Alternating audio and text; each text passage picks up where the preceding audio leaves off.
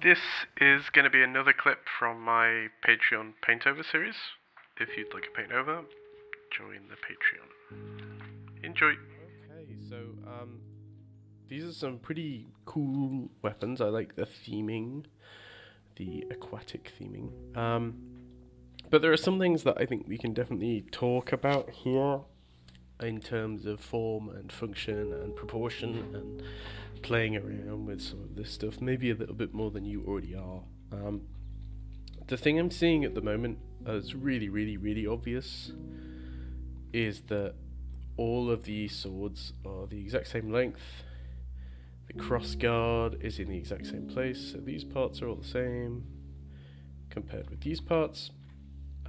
Now, that it might be that, you know, the game or film that you're designing for has specific specifications for how long they want that sword to be, and there is a reason that you're designing like that. But I suspect not. I suspect that you have a bit more freedom than this at the moment. So instead of approaching it in that sort of a way, we can maybe play around with some of this stuff a little bit more. And a lot of the time when I'm designing, the question I keep coming back to and asking myself is just why not? You know, and ask yourself, why not? Can I make this one like way wider? Well, yeah, I can. Why not? Right. Can I make the handle longer? Maybe it would be cooler if it was a two-handed thing. Put both hands around that. Why not? Can I change the angle of the handle? Again, all of these have this very vertical, straight thing going on, but maybe it's a bit more like Count Dooku's lightsaber. And the handle is at an angle. Well, the handle could be an angle that way, you know? Something like that. So I want you to think about playing around with proportion a lot more. Maybe this one should be long because it's some sort of a rapier. Okay, that makes sense to me. Let's grab that. Make this a little bit smaller. But maybe this one's actually a bit shorter. Maybe this is like a sort of smaller broadsword or machete sort of shape. Again, maybe these ones are longer, but we also take that bottom edge and we make this longer, right? Why not? I can't think of a reason why you wouldn't want to have that variation in length and shape in all of these other things, right? Because ultimately your job as a concept artist here is to experiment and to play around with ideas, and maybe without realizing it, you're limiting yourself to some kind of preset convention, which is preventing you from playing around with ideas quite as much as you'd like. Could it be that on a sword like this, actually, we do something really wacky and we say that like the handle is longer than the sword blade and it becomes more of a sort of glaive? I think that'd be fun, as well as the fact that these are meant to be, I assume, vertebrae. Down here. So if they are meant to be vertebrae, I think we associate vertebrae as being longer than something like the skull.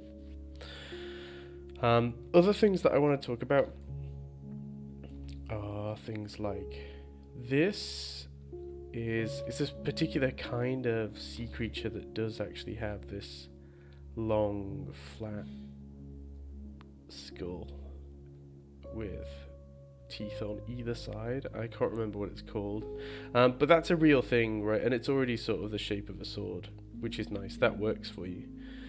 This, well, actually, if you want to look at the shape of this jaw, this top jaw of what looks like it could be attached to a sperm whale, right? It's actually going to be more of this sort of band shape, right, that curves around. So as it curves around, it's going to be, again, something a bit more 3D. Now, you could say that you've decided that the particular person who made this sword has chopped off one half of it, and now you've just got this bit. But this bit, if we were looking at it from the side, would still have a curve shape to it, right? I don't think that's a problem as much as it is something interesting that you can again explore, right? Same thing with this lower jaw here. Like, the idea is actually that lower jaw is gonna do something like that with teeth on either side, right? So being aware of these 3D shapes is important, because I'm not sure how this is gonna function otherwise. So maybe just, you know, reminding yourself of that, or even starting to do some drawings in a bit more of a 3D space. I understand why you're doing them like this, side on. It's quicker, you can iterate more efficiently, but sometimes when you come up against a problem, a design problem, it's not a bad idea to break away from this formula and to actually just allow yourself the time to do a proper drawing of it, right? I think I see this a lot in a lot of concept art students. It's this idea, well, I'm doing my iterations, and I'm doing all my iterations flat on, and let's just damn the consequences, and if there's something confusing here, oh, I'll figure that out later. And when I look at a lot of old concept art, or concept art that I like in books and art books and things from games and films, I see that actually the artists are sort of using a much more intuitive way of sketching, right? They're going, well, here's an idea, and it's interesting from the side, and it's nice that I've done that, but now I want to figure out what it looks like down here, and it might not take them very long, right? But I could imagine that this is a sword that has this curve to it, or what if it was shaped like this? Let's see.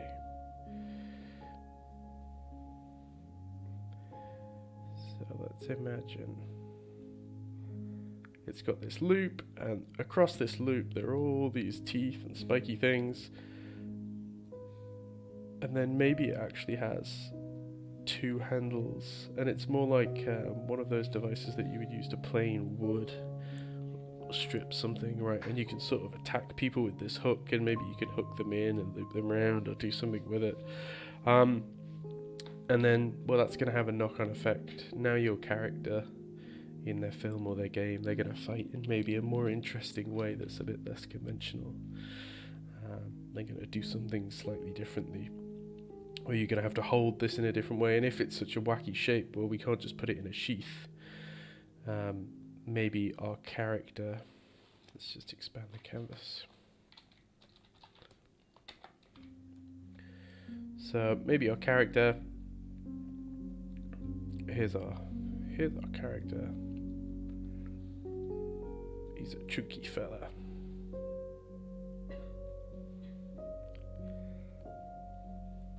Okay, here he is. Right, maybe when he's not using the thing, it actually fits into a sling over his shoulder, and the teeth face outwards like that, right? And then maybe this part like hooks into a belt. So I think that's really, really interesting, is now you've got this this weapon that is a sort of actually multi-purpose as a shoulder pad, pauldron sort of thing. That's fun. So when you're using something like this, I guess this is a case of actually making the most of your reference, because you've chosen to use a really interesting reference. You're saying, I'm going to make swords out of the jaws of sperm whales, or whales and ocean creatures in general.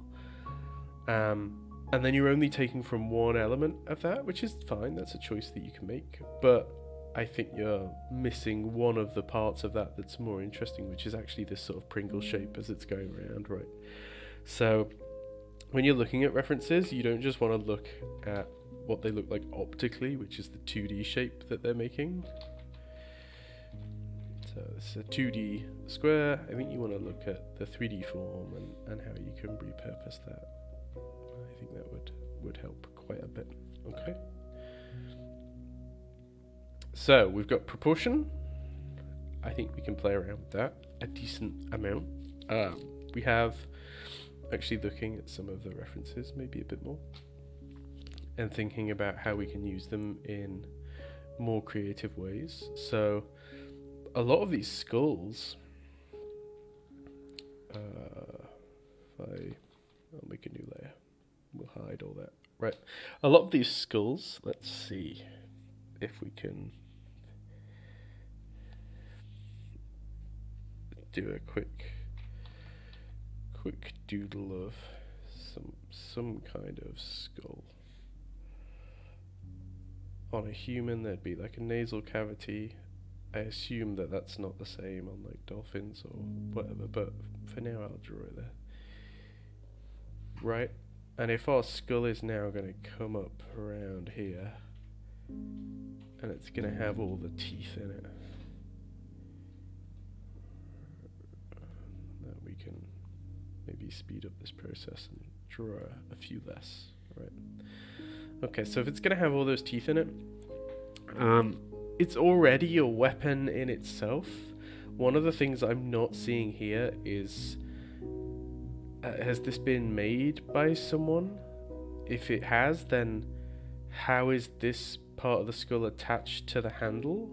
Maybe they've threaded cord into the eye sockets and out the back of the skull, and they're using that to actually wrap it to this other bone.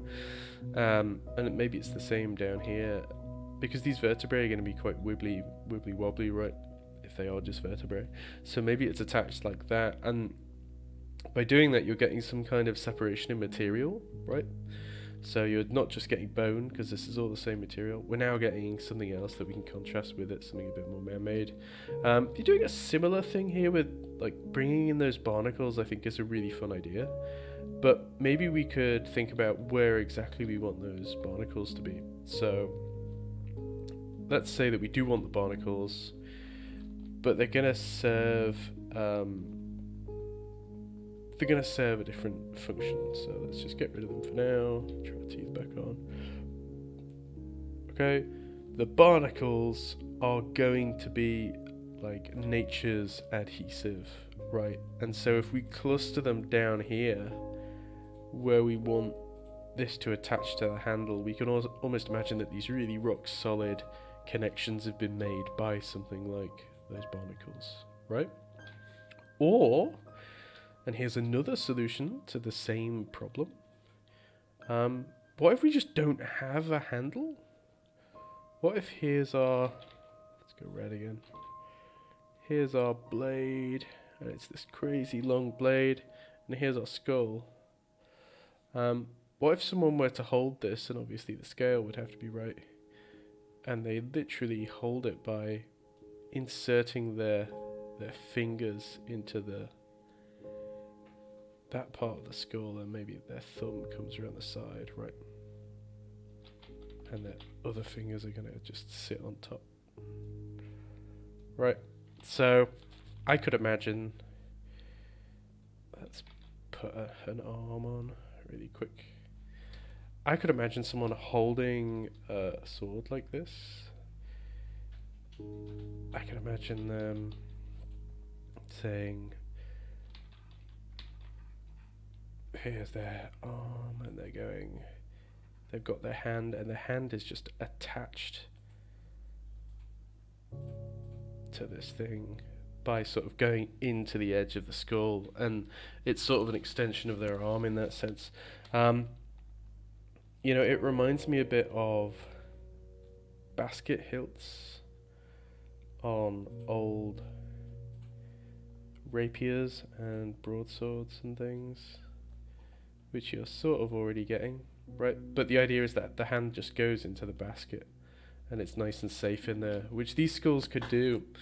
So again, this is a case where, just like all these this idea with the shape of the jaw, you already have something within your own reference that is a really fun, sort of creative solution to a problem that you're encountering.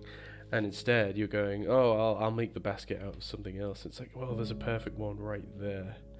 Or I'll make a separate handle without really considering how exactly that's going to work. So I think that's another solution. Right?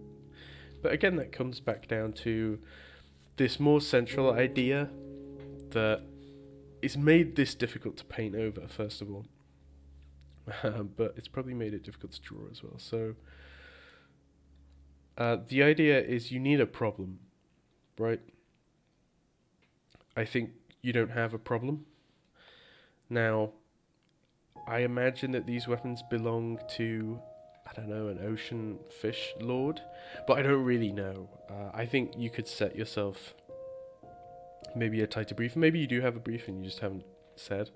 But if your tighter brief is, well, it's not just an ocean lord, it's an undead ocean pirate captain, and he has magical powers. Right, well now because he's undead, a lot of this stuff's going to make sense. He's a pirate captain. Well, what does that mean? Well, it means that we might change the kind of weapon we're trying to make. It's unlikely that a pirate captain is going to have like a glaive like that, right? But what a pirate captain might have is, if I can remember how to draw one, something like that, right? A cutlass, or little knives or something, and that might feel more appropriate. And if we go down that path, well, it's curved, so maybe we can think about forms that are curved. Maybe this could be the top of some other bone that's been carved out or manipulated more. And maybe when we start thinking about the handle, because we've said that our pirate captain is magical, they're not bound together by string and stuff. Maybe they're not bound together at all. So let's take this skull and let's say we just hide this. You know, what if the vertebrae were almost sort of floating in space, right? Oh, there's our tail, maybe a part of the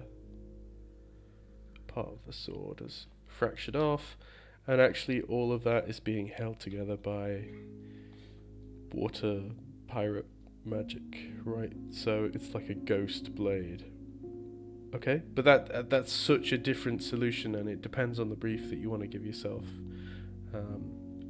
So I would say that's my main piece of advice, is come up with something with a bit of a twist on it, or something with a bit more specificity, because these are really cool ideas, but the direction you take them next depends on what you want to say about the characters, what you want to say about the story and the world.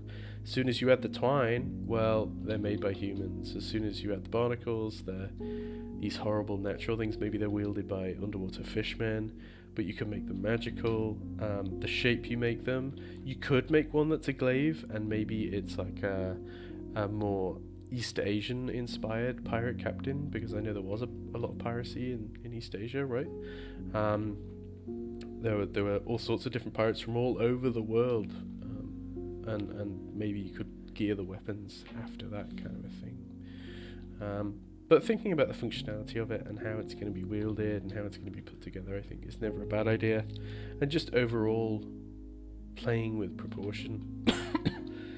You know, even this guy, maybe this guy has it's been cut off here,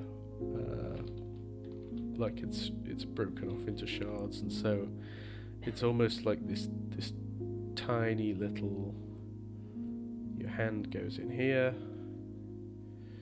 it's got teeth on the side, and it would be perfect for the sort of person who could like karate chop, because they can only swing it that way and that way to inflict damage, really, I guess you could also like punch someone with the blunt end, but you know, they'd be chopping around with this little thing that's attached to their arm in quite a fun way. Okay, well, I hope that's been helpful. Again, it's really interesting. I'm hesitant to do anything else with it. I love projects like this, and I think they're really fun designs, because immediately what they've done is they've sparked all these other ideas that I can think of. But the next step for you is to figure out exactly the route you want to go, and then I think I could make feedback that's a bit more specific. Okay? Good. Thank you very much, Pineapple. Have a good day.